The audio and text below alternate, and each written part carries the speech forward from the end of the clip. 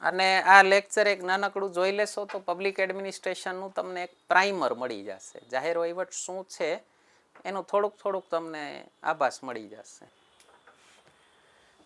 ચાલો આજનો છેલ્લો ક્વેશ્ચન એટલે જાહેર વહીવટનો છેલ્લો પેપરનો 14મો ક્વેશ્ચન. શું કીધું છે? વહીવટી પ્રક્રિયામાં નબળાઈને કારણે સ્થાનિક એટલે અહીંયા ટ્રાન્સલેશન બહુ પ્રોબ્લેમ છે.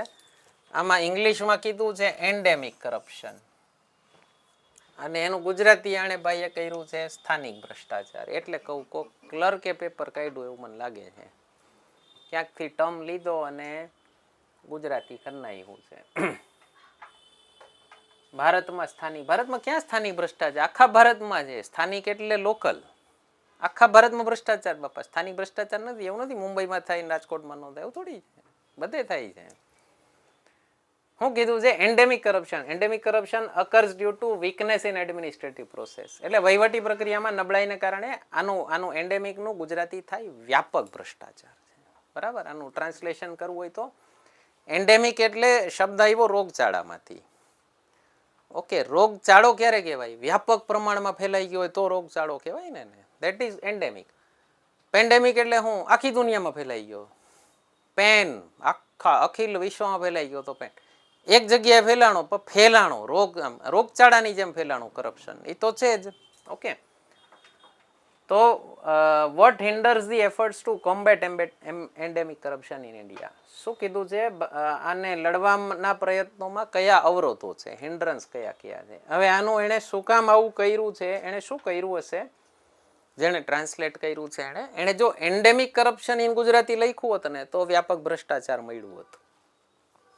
એણે શું કર્યું? ખાલી એન્ડેમિક નાખ્યું. આને છે ને શબ્દશઃ ભાષાંતર કહેવાય અને શબ્દાનુવાદ કહેવાય. એકચ્યુઅલી ભાવાનુવાદ કરવો જોઈએ, શબ્દાનુવાદ ન કરાય. ઓકે, અને તમે ખોટું ઇંગ્લિશ લખો, ખોટું ગુજરાતી લખો, મને તકલીફ થાય ભાઈ. તમે બંધારણીય સંસ્થા છો, તમે બે ભાષાનું પેપર આ જ એક્ઝામમાં પૂછેલું છે. ઓકે, એટલે તો ન જ ચાલે એમ, એક્સક્યુઝ ન જ ચાલે એમ. જો એમાં શું છે? એન્ડેમિક આમ એક ડિક્શનરીનો મૂક્યો છે. શું લખ્યું છે? Belonging or native to a particular people or country. અહીંયા restricted to a locality or region. એ આ ડિઝીઝની વાત કરે છે. આનું મેં છે ને પછી ગૂગલમાં નાખ્યું. જો શું આવ્યું? પેલું સ્થાનિક. પણ ખાલી બીજે જોયું હોત ને બીજું ટ્રાન્સલેશન તો શું છે? સદાય ચાલતું હોય તેવું, સામાન્ય રીતે પ્રચલિત હોય તેવું. કદાચ વ્યાપકની જગ્યાએ પ્રચલિત ભ્રષ્ટાચારી લખી નાખ્યો હોત ને ચાલી જાત. એકચ્યુઅલી એન્ડેમિક કરપ્શનનું ગુજરાતી કરવું હોય તો વ્યાપક ભ્રષ્ટાચાર થાય. આ બાપુએ શું કર્યું છે? જે પેલું મળ્યું ને નાખી દીધું. ચાલો ફરીથી ભ્રષ્ટાચાર આવે એટલે સાહેબ કોલોનિયલ લેગસી હોય. કોલોનિયલ લેગસી એટલે અંગ્રેજો મૂકીને ગયા છે. બરાબર. અને એટલું વ્યવસ્થિત રીતે કરપ્શન મૂકીને ગયા છે કે જે લોકોને ધીમે ધીમે કરી અને સર્વિસીસમાં જોડ્યા ને એ બધા કરપ્ટ થતા ગયા. અને પછી ગયા ને ત્યારે આખી સર્વિસમાં એટલું ભ્રષ્ટ તંત્ર હતું, એટલું વ્યાપક ભ્રષ્ટાચાર હતું કે જે નવો જોડાય ને એ કરે જ કરપ્શન. શું કામ? અમે આવ્યા ત્યારે આમ જ હતું. ઓકે, અને કેવા જવાબ આપે ખબર છે? ઓલા ભ્રષ્ટ લોકો હોય ને પર્સનલ એક્સક્યુઝીસ કેવા આપે? બધા લે જ છે, હું ક્યાં એકલો લઉં છું, હું નહીં લઉં તો બીજો કોક લઈ લેશે. એ સામેથી દે છે અને હું લઉં છું, મેં ક્યાં માગ્યા હતા. ઓકે, મારે મારું ઘર જોવું ને. આવા બધા કેવા બાના આપે? એમાં હું એકલો લઈશ એમાં કાંઈ ફેર નહીં. એટલે ભાઈ હમણાં તે કીધું બધા લે છે અને હું એકલો નથી લેતો, પછી કે હું એકલો લઈશ તો ફેર નહીં પડે. ભાઈ વિરોધાભાસી વાતું કેમ ચાલે? બધા સેક્ટરમાં છે. ઓકે, એક સેક્ટર બાકી નથી, એક શાખા બાકી નથી સરકારની. ન્યાયતંત્રનું કામ હતું એના ઉપર નજર રાખવી. ન્યાયતંત્ર ભ્રષ્ટ નથી કે હમણાં મળ્યા ને એક જજના ઘરેથી. હા, બળેલા કેટલા કોક રાખી ગયું. એટલે આવા પાડોશી અમને મળે સાહેબ. 100-200 કરોડ ઘરમાં મૂકીને વયા જાય. હે મારી જાણ બાર કોક રોકડા રૂપિયા રાખીને વયું.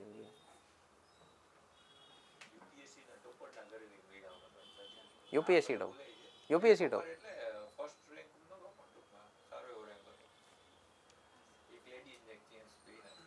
તમે બહુ મુદ્દાની વાત કરી, મારે ક્યારની કેવી યાદ કહી દઉં હાલો કેમેરા સામે. આ મને ખરેખર મને સમજાય નહીં.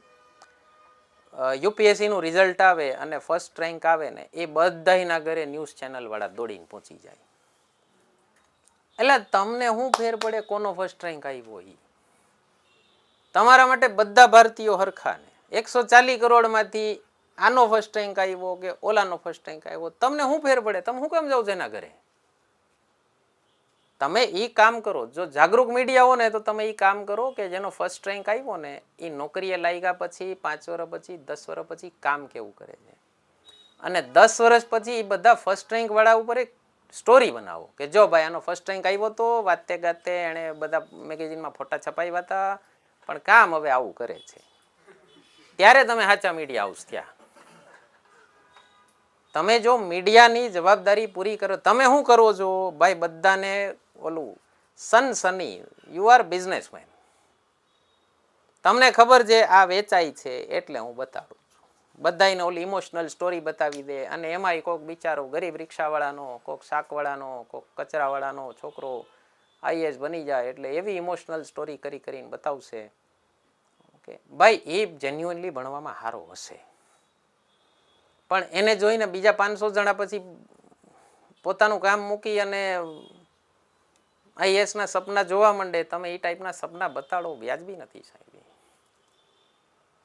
બરાબર? એટલે ટોપ રેન્ક ઉપર જવાબદારી વધારે હોય, કામ પરફોર્મન્સ સારું હોવું જોઈએ.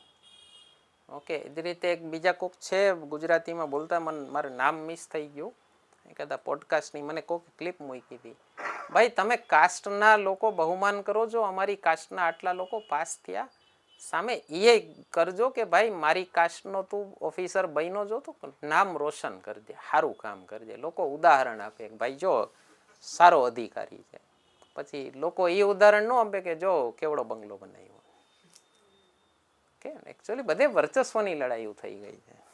તો મિત્રો, આશા કરું છું તમને આપણી લેક્ચર સિરીઝમાં મજા આવે છે. બીજી પણ લેક્ચર સિરીઝ આપણી ચેનલ પર પડી છે, ન જોઈ હોય તો ખાસ જોઈ લેજો. એક આપણી બંધારણ લેક્ચર સિરીઝ પડી છે, 11 લેક્ચર્સ ફ્રીમાં મૂકી દીધેલા છે, અને બંધારણનો કોર્સ આપણો પરચેસ કરવો એપ્લિકેશન ઉપર તો એ પણ આવી ગયો છે. અમને આ નંબર ઉપર વોટ્સએપ કરજો, ડાયરેક્ટ યુપીઆઈ પેમેન્ટ કરશો તો ઘણું ડિસ્કાઉન્ટ કરાવી દેશું, એમાં લખેલી છે ફીઝ એના કરતાં.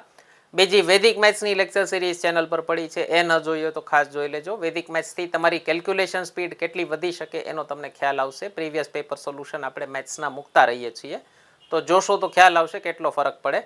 અને હમણાં એક નવો કોર્સ લોન્ચ થયો IBPS SSCનો. તમે બેંક સ્ટાફ સિલેક્શન એવી કોઈ એક્ઝામ આપતા હો તો એનો પણ આખો વૈદિક મેથ્સની શોર્ટકટ્સથી કોર્સ આપણે મૂકેલો છે એપ્લિકેશન ઉપર.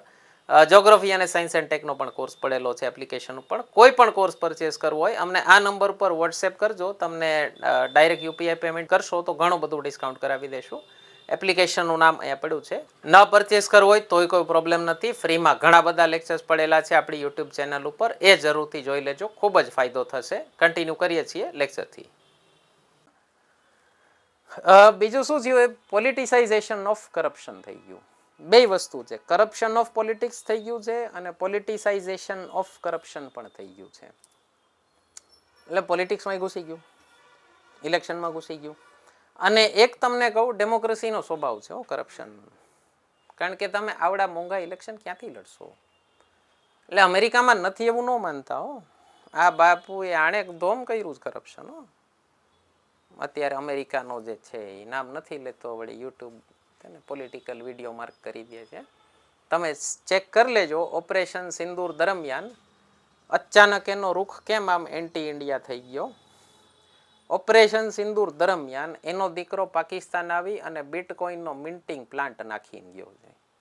અને બિટકોઇન એટલે કાળું નાણું છુપાડવાનો રસ્તો, અને પાકિસ્તાનમાં એ ખાણ નાખી દીધી કાળું નાણું છુપાડવાની. તો દોનો હાથ મેં લડ્ડુ, પાકિસ્તાને ખુશ, આ ભાઈ. અને ચાણક્યે કીધું છે વેપારીને રાજા બનાવો ને તે પહેલા પોતાનું ઘર ભરે, એને દેશ સારે કાંઈ મતલબ. આ વેપારી રાજા બન્યો છે. ઓકે, એ મૂળ રૂપથી તો વેપારી, રિયલ એસ્ટેટમાં બધે એનો ખૂબ રહેલું છે, બરાબર. તો પોલિટિસાઇઝેશન ઓફ કરપ્શન થઈ ગયું છે, એટલે અંદર સુધી ઘૂસી ગયું છે. બીજું શું થયું છે? ગ્લેમરાઇઝેશન ઓફ કરપ્શન. એક સમય હતો કે કોઈ ભ્રષ્ટ માણસ હોય ને તો લોકો એમ કહેતા હો ભ્રષ્ટ માણસ છે. છેલ્લા ઘણા વર્ષથી તો હવે એવું થઈ ગયું છે, જોયું કેટલો રૂપિયો બનાવ્યો. ઓકે, એટલે છોકરાઓને, અરે હું તો જોઉં છું ને યાર, મારે તો દિવસ રાત ભણવા આવે છોકરાઓ. ઓકે, અને વટથી કહું છું સાહેબ, બહુ ઓછા ક્લાસીસ વાળા જે એના સ્ટુડન્ટ્સને કહેતા હશે કે ઈમાનદારીથી કામ કરજો, સરસ કામ કરજો, એમાંના એક આપણે છીએ. બાકી મેં સાંભળેલા છે યાર, ટીચર કહેતા હોય એકવાર થઈ ગયા પછી તો જલસા. અરે શું કામ જલસા યાર? પોઝિટિવ કલ્ચર ઇન્ટ્રોડ્યુસ કરો તમારા સ્ટુડન્ટ્સમાં કે યાર તમે મને આજે કયો 49,500 રૂપિયા સ્ટાર્ટિંગ સેલેરી આપે સરકાર ક્લર્કની.